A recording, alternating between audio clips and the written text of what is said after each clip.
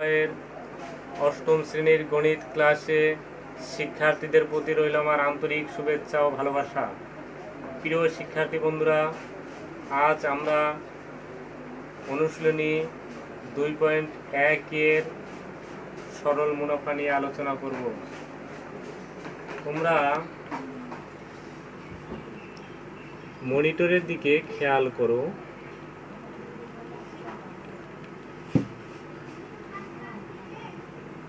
নিচের চিত্রগুলো লক্ষ্য করো। প্রথম চিত্রে দেখো কিছু ফল বিক্রেতা দেখা গেছে। দ্বিতীয় চিত্রের দিকে খেয়াল করো। তৃতীয় চিত্রে একটা জাতীয় সঞ্চয়কর্তা আছে। চতুর্থ চিত্রে দেখো টাকা। পঞ্চম চিত্র দেখো। ষষ্ঠ চিত্রের দিকে খেয়াল করো। তাহলে আজকের পাঠ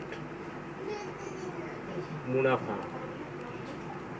শিখন ফল দেখো, লাভ ক্ষতি কি তা বলতে পারবে, শতকরা লাভ বা ক্ষতি নির্ণয় করতে পারবে, নির্দিষ্ট সময়ের মুনাফা ও মুনাফার পার্থক্য নির্ণয় করতে পারবে।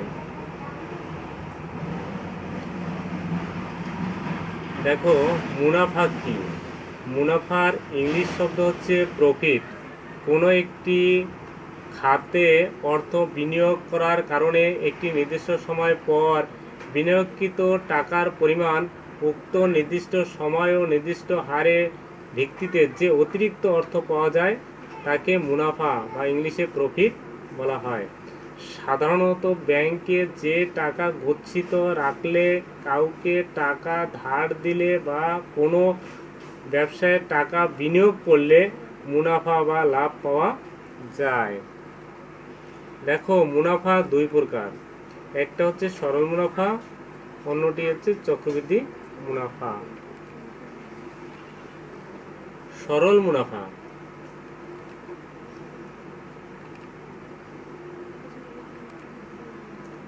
শুধু প্রারম্ভিক মূলধনের উপর প্রতি বছর যে মুনাফা হিসাব করা হয় তাকে সরল মুনাফা বলা হয়।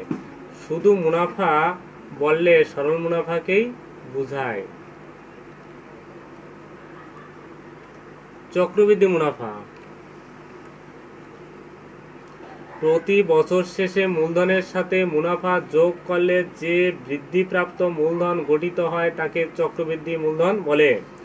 আর এই চক্র বৃদ্ধিপ্রাপ্ত মূলধন বা চক্রবৃদ্ধি মূলধনের উপর যে মুনাফা হিসাব করা হয় তাকে চক্রবৃদ্ধি মুনাফা বলা হয়।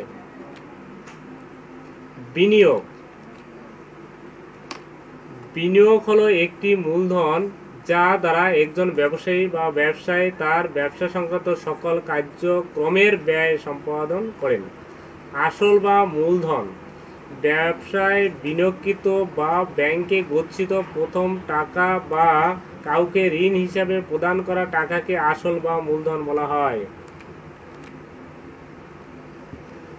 চক্রবৃদ্ধি মূল বা সবৃদ্ধি মূল বা মুনাফা আসল।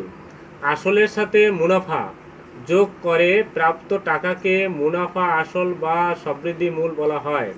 মুনাফার হার সাধারণত 100 টাকায় এক বছরে মুনাফাকে মুনাফার হার বলা হয়।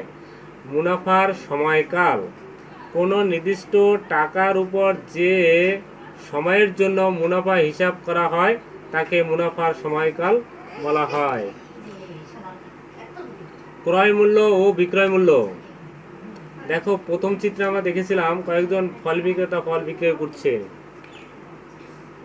কোনো পণ্য বা দ্রব্য ক্রয় বাবদ যে অর্থ ব্যয় করা হয় তাকে ক্রয় মূল্য বলা হয়। কোনো পণ্য বা দ্রব্য বিক্রয় করে যে অর্থ বা মূল্য পাওয়া যায় তাকে বিক্রয় মূল্য বলা হয়।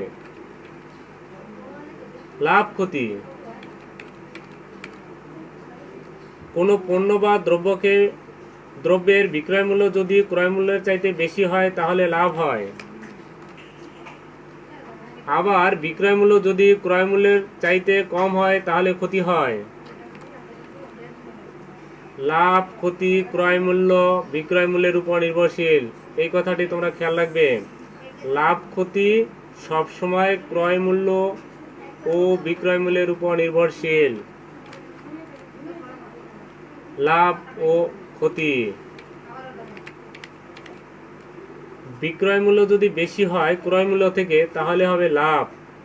লাভ সমান বিক্রয় মূল্য বিয়োগ ক্রয় মূল্য। বিক্রয় মূল্য যদি বেশি হয় ক্রয় মূল্যের বিক্রয় মূল্য যদি কম হয় ক্রয় মূল্য যদি বেশি হয় তাহলে হবে ক্ষতি। অর্থাৎ ক্ষতি সমান ক্রয় মূল্য বিয়োগ বিক্রয় মূল্য।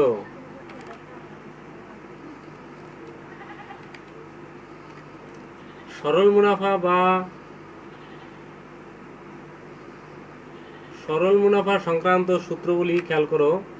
এই সূত্রগুলো তোমাদের সবার সুন্দরভাবে খাতায় লিখে রাখতে হবে এবং মনে রাখতে হবে। এই সূত্রগুলি ব্যবহার করে আমরা বিভিন্ন অঙ্কের সমাধান করব।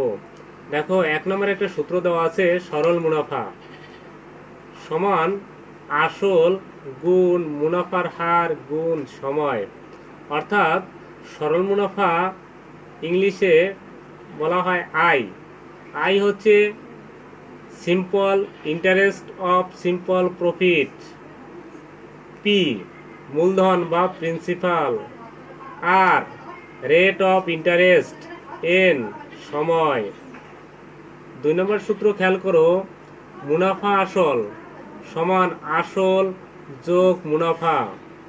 এখানে মুনাফা আসলকে এ দ্বারা প্রকাশ করা হয়। এই এ হচ্ছে অ্যামাউন্ট অর টোটাল অ্যামাউন্ট। এ সমান পি যোগ আই সমান পি যোগ এই আই এর পরিবর্তে আমরা লিখতে পারি পি প্লাস আর সমান, এখান থেকে দুইটা রাশি থেকে যদি আমি পি কমন নিয়ে নেই তাহলে পি ফার্স্ট ব্র্যাকেট শুরু আই প্লাস আর এন। তোমরা সবাই এই জিনিসগুলি ভালো মতন খেয়াল রাখবে যে আই হচ্ছে simple interest of simple profit, যেটাকে আমরা সরল মুনাফা বলি। পি মূলধন, যেটাকে ইংলিশে বলা হয় প্রিন্সিপাল, এটা মনে রাখবা সবসময়। আর মুনাফার হার, যেটাকে আমরা বলি রেট অফ ইন্টারেস্ট। এন সময়, ইংলিশে বলা হয় টাইম। এ মুনাফা আসল, অ্যামাউন্ট অর টোটাল অ্যামাউন্ট। এই সূত্র দুইটা ভালো মতন লিখে রাখবে খাতায়। সবৃদ্ধি মূলধন বা মুনাফা আসল। মুনাফা আসল সমান আসল যোগ মুনাফা, অর্থাৎ এ সমান পি প্লাস আই।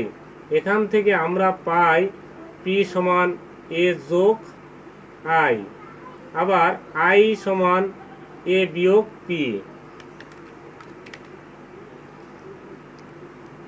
তোমরা একটা একক কাজ দেখো, সবাই মিলে করবে কাজটা। অনুশীলনী 2.1 3 নং অঙ্কটা একটু খেয়াল করো।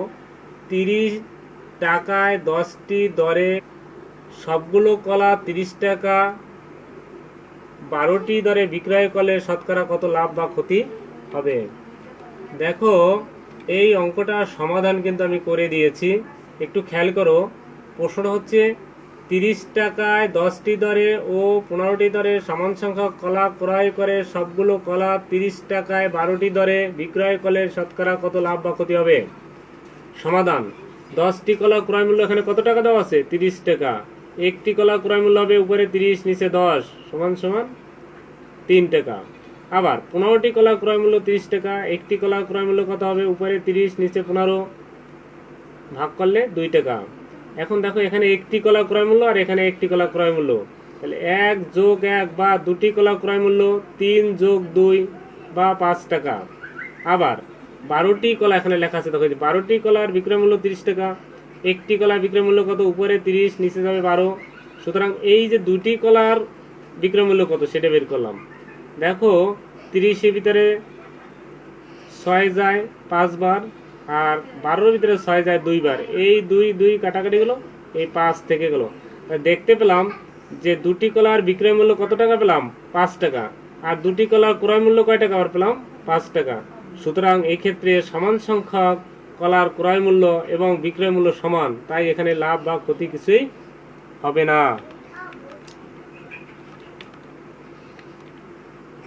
তোমরা এখানে জোড়ায় জোড়ায় কাজ করে দেখো, দুটো অঙ্ক দেওয়া দিয়েছি, 4 নং অঙ্কটা আর একটা হচ্ছে 5 নং।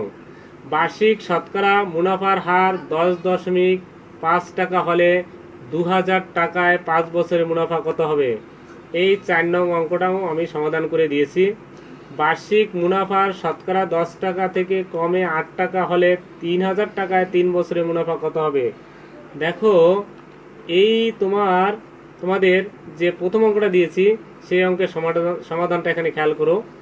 দেখো, মুনাফার হার আর মানে রেট অফ ইন্টারেস্ট এখানে দেখো দেওয়া আছে 10.50%। আসল পি দেওয়া আছে 2000 টাকা, সময় এন 5 বছর।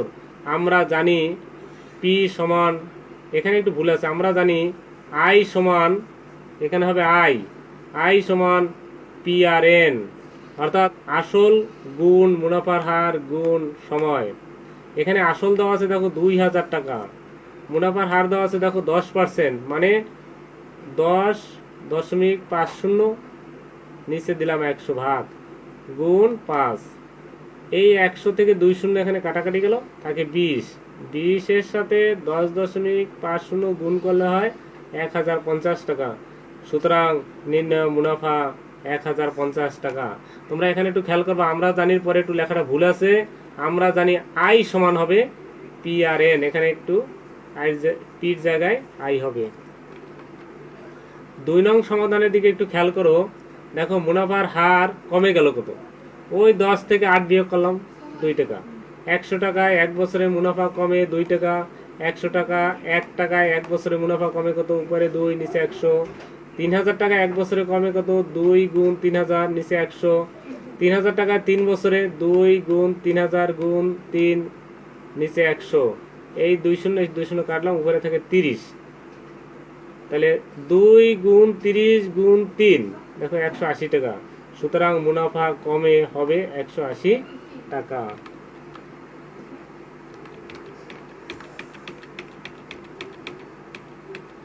দেখো, তোমাদের একটা বাড়ির কাজ দিয়েছি, সৃজনশীল প্রশ্ন। বার্ষিক শতকরা মুনাফার হার 12.5 টাকা। এক ব্যক্তি 6000 টাকা 8 বছরের জন্য ব্যাংকে জমা রাখলো। 8 বছর আসল তুলে নিল এবং মুনাফা ব্যাংকে জমা রাখলো। ক 100 টাকায় 8 বছরে মুনাফা কত? সেটা বের করবা। দেখাও যে 8 বছর পর ওই ব্যক্তির মুনাফার পরিমাণ আসলে সমান হয়ে গেছে। গতে উক্ত মুনাফায়, এখানে একটু দেখো লেখছি 5/4 হারে, একটু দেখতে কেমন লাগছে, 5/4 হারে ব্যাংকে জমা রাখলে 4 বছর পর মুনাফা আসলে কত টাকা হবে? এই সমাধানটা তোমরা বাড়িতে করবে, সৃজনশীলটা, এবং খাতায় লিখবে কয়েকবার করে। ধন্যবাদ প্রিয় শিক্ষার্থী বন্ধুরা, ভালো থেকো। আগামী ক্লাসে আবার তোমাদের সাথে দেখা হবে। সবাই ভালো থেকো। ধন্যবাদ তোমাদের সকলকে।